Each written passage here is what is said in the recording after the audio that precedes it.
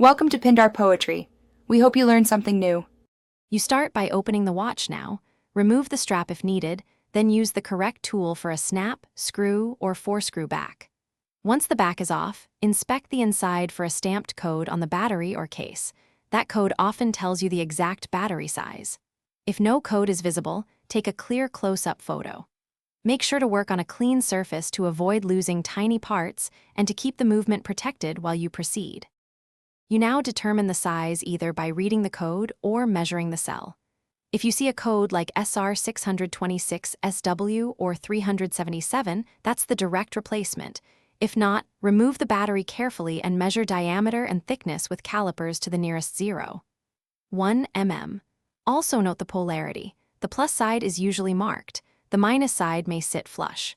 Once done, cross-check measurements with battery. You finish by fitting the replacement battery with the correct orientation and seating it fully so contacts touch. Then reseat any gasket, align the case back, and tighten or snap it closed to maintain water resistance. Start the watch and observe timekeeping for a few minutes to confirm proper contact. If it doesn't run, make sure contact springs aren't bent or dirty. Gently clean contacts or adjust spring tension before trying a different battery size as a troubleshooting step.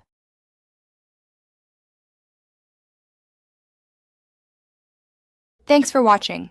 Consider subscribing if we helped you.